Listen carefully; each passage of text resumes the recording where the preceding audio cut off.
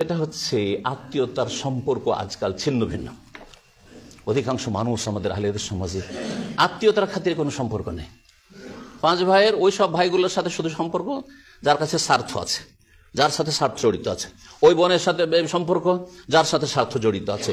ওই রকম বন্ধু বান্ধবের সাথে খাতির যে ফাজের পাপিষ্ট মদখোর হারামখোর, তারপর তার সাথে দোস্তি এই জন্য যে দুনিয়ার স্বার্থ তার সাথে জড়িত আছে। আল্লাহর ওলিদের সাথে কোনো সম্পর্ক নেই, আত্মীয়দের সাথে কোনো সম্পর্ক নেই।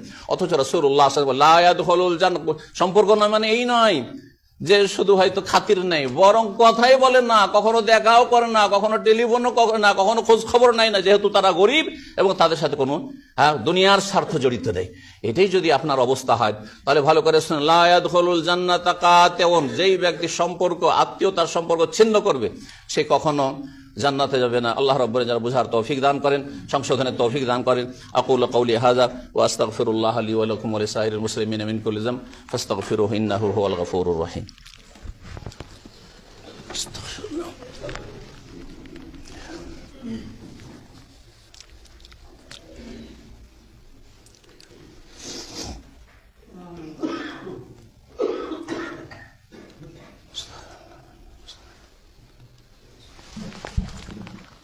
বিসমিল্লাহির রহমানির রহিম। আলহামদুলিল্লাহি রাব্বিল আলামিন ওয়াসসালাতু ওয়াসসালামু আলা রাসূলিহিল কারীম ওয়া আলা আলিহি ওয়া সাহবিহি আজমাইন, আম্মা বাদ। আমার আলোচনা ছিল সমাজে প্রচলিত পাপ, প্রায় 5টি পাপ নিয়ে আলোচনা হয়ে গেছে। আর বিশেষ করে শেষখানে যে বিষয়টি বললাম আত্মীয়তার সম্পর্ক, এটা অত্যন্ত গুরুত্বপূর্ণ। আর সবচেয়ে নিকট আত্মীয় হচ্ছে বাপ মা। যদি বাপ মায়ের সাথে সম্পর্ক খারাপ থাকে, আর তারপরে নিকট আত্মীয় হচ্ছে ছেলে মেয়ে। ছেলে মেয়ের ক্ষেত্রে যদি অবিচার থাকে, ছেলেমেয়েরা হয়তো বিয়ে শাদী হয়ে যাওয়ার পরে এক ছেলেকে খুব গুরুত্ব দিচ্ছেন বাপ মা, আর এক ছেলেকে গুরুত্ব দিচ্ছেন না, এক মেয়েকে খুবই গুরুত্ব দিচ্ছেন, আর এক মেয়েকে গুরুত্ব দিচ্ছেন না আপনি দুনিয়ার স্বার্থের জন্য অথবা যে কোনো কারণে, ভুল বুঝাবুঝির কারণে। না, ভুল বুঝাবুঝি সংশোধনের রাস্তা আছে, সরাসরি সংশোধন করা যেতে পারে।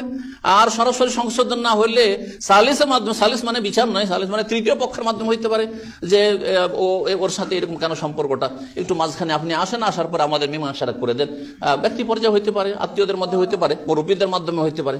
সুতরাং আত্মীয়তার সম্পর্ক ছিন্ন করলে দুনিয়াও বরকতহীন হয়ে যাবে, দুনিয়ার বরকত হারিয়ে যাবে। দুনিয়ার বরকত চান না? বেশি বয়স পান, সুস্থতার সাথে চান না? নেক হায়াত চান না? অবশ্যই চান। রিজিকের বরকত চান না দুনিয়ার? সহিহ বুখারী হাদিস, রাসূলুল্লাহ বলছেন, মান সাররাহু আন ইউবসাতা লাহু ফি রিজকিহি ওয়া ইউনসা লাহু ফি আসারিহি ফালিয়াসির রাহিমাহু। কোন ব্যক্তি যদি পছন্দ করে নিজের জন্য যে তার রিজিকের দ্বারকে আল্লাহ প্রশস্ত করে দিক, অনেক বেশি আল্লাহ রিজিক দিক, দুনিয়া আখিরাতে রিজিক দুটোকে শামিল। বিশেষ করে দুনিয়ার কথাই হাদিসে বলা হয়েছে। দুনিয়াতে আপনি সুখে খেতে চান, আপনার ছেলে মেয়েকে সুখে রেখে যেতে চান, শান্তিতে রেখে যেতে চান, এটা যদি পছন্দ করে, আর বয়সকে যদি বৃদ্ধি করতে চান, আয়ু বেশি করতে চান, যে আমি বেশি দিন বাঁচবো আল্লাহর ইবাদত, এই জন্য নয় দুনিয়া কামড়ে ধরে আছে, বেশি দিন বেঁচে বেশি দিন আমি নামাজ পড়তে পারবো, বেশি দিন আমি দিনের কাজ করতে পারবো, বেশি দিন আমি আল্লাহ সন্তুষ্টি কাজ করতে পারবো, বেশি দিন আমি দান খায়রাত করতে পারবো, বেশি দিন আমার ছেলে মেয়ের সাথে থেকে তাদেরকে ভালো উপদেশ দিতে পারবো। সৎ নিয়তগুলি রাখবেন। যদি এটা করতে পারে চান তাহলে কি করতে হবে? ফালিয়াসিল রাহিমাহু। লাভ কি? কাজ একটি, লাভ দুটি। সুবহানাল্লাহ। কাজ একটি আর করণে একটি, আর লাভ হচ্ছে দুটি। দুটি হচ্ছে রিজিক আল্লাহ বরকত দেবেন, অনেক বেশি রিজিক দেবেন, প্রাচুর্যতা দেবেন, আর কি দেবেন? আয়ু বাড়িয়ে দেবেন আল্লাহ রাব্বুল আলামিন। সেটা জাহিরি হোক অথবা বাতিনি হোক, ওলামার তার তাফসীর বুঝে সময় স্বল্পতা জানাতে সেই তাফসীরে যাচ্ছে। কি করতে হবে? কাজ শুধু একটি, সেটা হচ্ছে সিলাতুল আরহাম, আত্মীয়দের খোঁজ খবর নেন। যদি কেউ অভাবী থাকার আপনি দিতে পারবেন, জরুরি নয় যে পয়সা দিয়ে খোঁজ খবর নিতে হবে, জরুরি নয় যে আপনার হাদিয়ার উপঢৌকন দিয়ে খোঁজ খবর নিতে হবে। মাঝে মাঝে একটু খোঁজ নিলেন, আপনি টেলিফোন করে খোঁজ নিলেন, অথবা আপনি একটু চলে গেলেন, মাঝে মাঝে গেলেন, আর দেখা সাথে তোমাদেরকে দেখতে এসেছি, খোঁজ খবর নিতে এসেছি। যে কোনোভাবে আজকাল খোঁজ খবর নেওয়া যেতে পারে, খুব সহজ হয়ে গেছে। আল্লাহ যেন আমাদের সকলকে তৌফিক দান করে। সর্বশেষ পাপ সেটি হচ্ছে আমাদের সমাজে মনের সংকীর্ণতা, অন্তরটা খুব সংকুচিত আমাদের সমাজের লোক, যার ফলে সমাজে দুই শ্রেণীর লোক থাকবে। কিছু লোক পয়সাওয়ালা থাকবে, এটা আল্লাহ সুন্নাতুল্লাহ পৃথিবীতে। কিছু লোক পয়সাওয়ালা থাকবে, সুখী থাকবে, আর কিছু লোক কষ্টে থাকবে, আপনার আর্থিক সংকট থাকবে, বালা মুসিবতে থাকবে, আল্লাহ করেছেন এটা। আল্লাহ করেছেন।